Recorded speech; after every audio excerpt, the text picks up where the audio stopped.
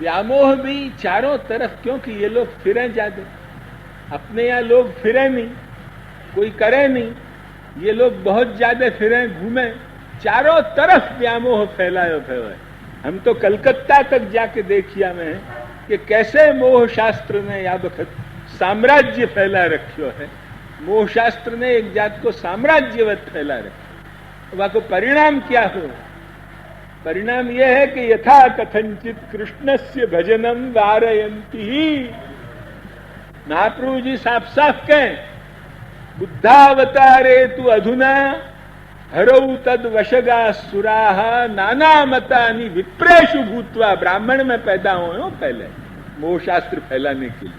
यह महाप्रभु जी कहें कि ब्राह्मण में पैदा होके नाना मत जो है वो प्रवृत्त करे हैं बुद्धावतार होने के बाद।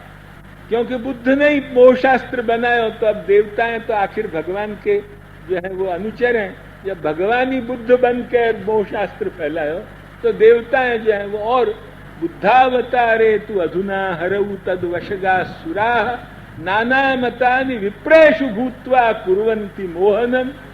यथा कथंचित कृष्णस्य, निर्गुण निराकार परम तत्व है, पंचदेवोपासना है, ये सब कर करा के अंततो गत्वा को फल क्या कि कथंचित कृष्ण भजन में अंतराय पटकनो, कृष्ण भजन सुविमुख करनो जीव को। यथा कथंचित कृष्णस्य भजनम वारयन्। आचार्य चरण कहें कि अयमेव महामोहो हीदमेव प्रतारण। और मोह के ऊपर कोई सींग नहीं उगेंगे कि पूंछ नहीं उगेगी कि जैसो अपन पहचान लें कि ये सींग पूंछ वालों जो है वो मोह है। अयमेव महामोह, यही सबसे बड़ो मोह है। हीदमेव प्रतारणम, यही सबसे बड़ी जो है वो लोकन को वंचना है कि यत कृष्ण न भजे प्राज्ञा। अरे शास्त्रज्ञ होते भय भी जो है वो कृष्ण को भजन नहीं करे, भगवत गीता के सिद्धांतन को नहीं माने। जहां ये आचार्यन को आग्रह है कि सर्वेषाम वेद वाक्यानाम भगवद वचसाम अपि श्रौतोर्थो ही अयमे। सभी वेद वाक्य कृष्ण वाक्यानुसारेण शास्त्रार्थम ये वदंती ही ते ही भागवता प्रोक्ता शुद्धास्ते ब्रह्मवादिना। श्री कृष्ण के जैसे व्याख्या करी, श्री कृष्ण ने जो वेद को डेफिनेशन दियो, वह डेफिनेशन के हिसाब से जो वेद को डेफिनेशन देते हो वे सच्चे ब्रह्मवादी। ये श्रीमद आचार्य चरण जो इन बातन को भी नहीं मानने वाले हैं उनके लिए क्या कही कि अयमेव महामोहो ईदमेव प्रतारणम यत कृष्णन न भजे। प्राज्ञा, विद्वान होकर नहीं भजन करें, यासु बढ़ के और महामोह का। विद्वान हो तो कम से कम उनको भगवत गीता के वा पद पे अनुसंधान करना चाहिए कि भाई जो है वो भक्त्यात्व अनन्यया शक्य अहम एवं विभो। यदि वे विद्वान हो तो उनको देखना चाहिए कि परम ब्रह्म परम धाम पवित्रम परमम भवान आहुस्त्वाम ऋषय सर्वे। सभी ऋषि ने उनको कही है, अरे तुम अब आज पैदा होने वाले कछु को पुराने 5000 वर्ष पहले वेदव्यास के समय के ऋषि जिनके ग्रंथन पे तुम टीकाएं लिख रहे हो वे तो सब यूं ही मानते थे। ये गीता साफ साफ कह रही। ध्यान में आवेश में बोल जाए, पीछे थकावट आ जाए। सर्व ऋषि वाक्य विरुद्ध, सर्व प्रमाण मूर्धन्य भगवत गीतादि विरुद्ध जा बखत इनने कथन आरंभ किया मायावादी ने, तभी जाके सरस्वती के हृदय को महाक्लेश वा में मर्यादा सृष्टि के लिए उद्धार को जब कछु साधन निकलियो, तब पहले जो है वो श्रुति स्मृति सूत्रात्मक सरस्वती को जो अंतर्ज्वर है तो वह अंतर्ज्वर को शमन भयो। ये जो है वो श्री सुदर्शनाचार्य श्री भाष्य के एक मंगलाचरण के श्लोक में कहें कि तस्मै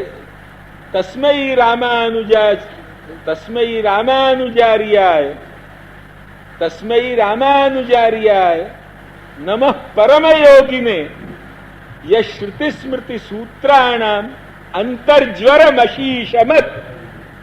समझे कि नहीं? ये श्रुति स्मृति सूत्रात्मक सरस्वती के हृदय में इतना बड़ो ज्वर है तो कि हाय मेरो या ये अनर्थ हो रहा है, और जो असल तत्व है वह कुछ छिपाए जा रहे हैं, और मन में आवे ऐसी बातें मेरे शब्दन के अर्थ करके निकाली जा रही हैं।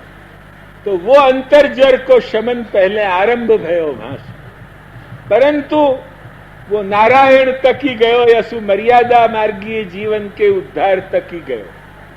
पर पुष्टि सृष्टि के उद्धारोपयोगी और भगवत जो मुख्य मूल स्वरूप है तन निरूपण प्रयुक्त जो अंतर्ज्वर को शमन है, वो तो त्याथी केशी घाट पधार्या, कही कथा तत्व समाधि रसपुंज पुरुषोत्तम प्रमाण सरस्वती त्यजी आदि।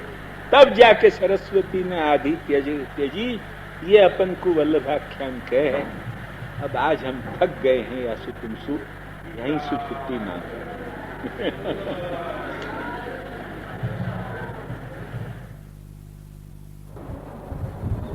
श्री वल्लभाष्टक के ऊपर प्रवचन 4 दिन से चल रहे हो।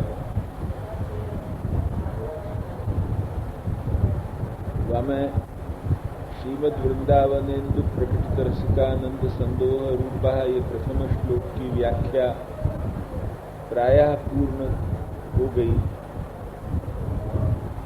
बल्कि पूर्ण ही हो गई हो को तो चले। कोई वाक्य शेषादि रह गए हों अवशिष्ट, उन्हीं को जो है वो थोड़ा सा विचार बाकी हो तो भले, बाकी प्रायः पूरी व्याख्या कह दी गई। नाविर्भूयाद भवांश्चेदधिधरणितलम भूतनाथोदिता सन्मार्गध्वांतांध तुल्या, या के ऊपर भी व्याख्या कल बहुत कुछ कही। आचार्यन के प्राकट्य को असाधारण कार्य का वाको भी सब कुछ निर्देश किया गया। तो जो पुष्टि दैव पुष्टि सृष्टि है, दैवी सृष्टि भी तो 2 है ना, मार्यादिक भी तो दैवी है ना। शांतौ मोक्ष प्रवेशता जब उनके लिए कही, अतएवेतरौ भिन्नौ शांतौ मोक्ष प्रवेशता, आचार्य चरण पुष्टि मर्यादा में कहें तो अतएवेतरौ भिन्नौ, यासु जो है वो मार्यादिक और पुष्टि मार्गी, ये दोनों जो है वो दैव जीव सृष्टि अलग है, प्रावाहिक सृष्टि अलग है। तो वो प्रावाहिक सृष्टि से उनको 2 को अलग पाड़े।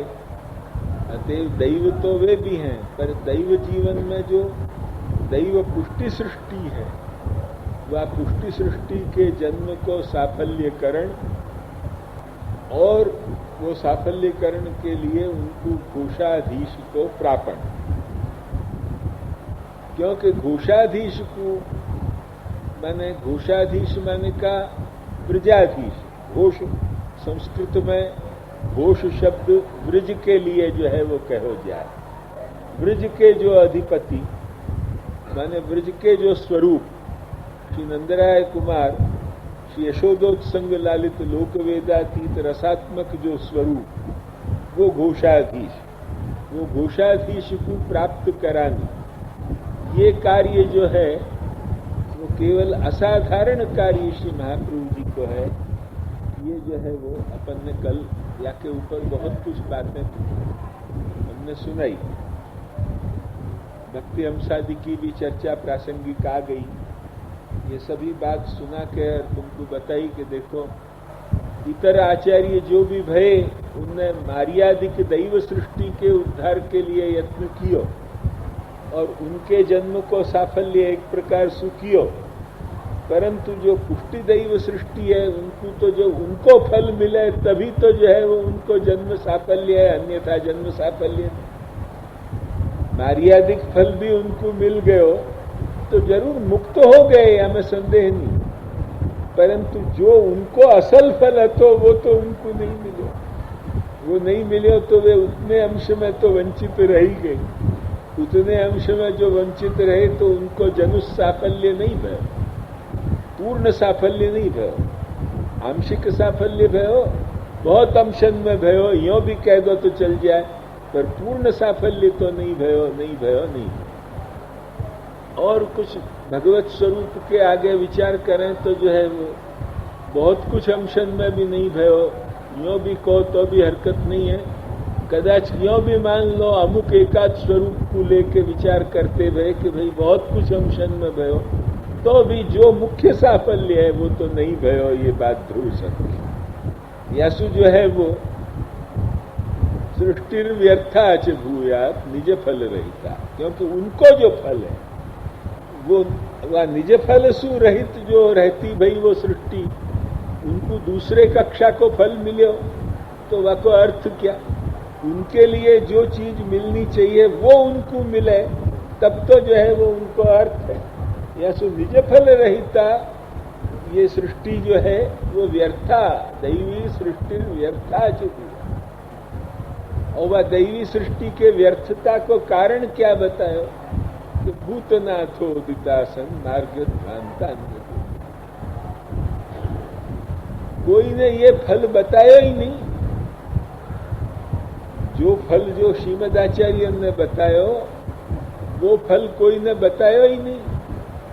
जो गयो बस वो सायुज्य तक बहुत दौड़ लगाई तो दौड़ लगाई सायुज्य तक, परंतु जो फल आपने बतायो वो ब्रजभक्तन के सर्वात्म भाव के द्वारा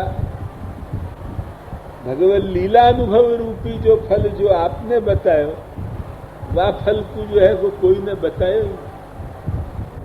यहाँ पूर्व श्लोक की व्याख्या में एक अंश जो रह गयो है, वह को हमने कहीं न कोई वाक्य शेष रह गयो होगो तो वह को विचार होगो।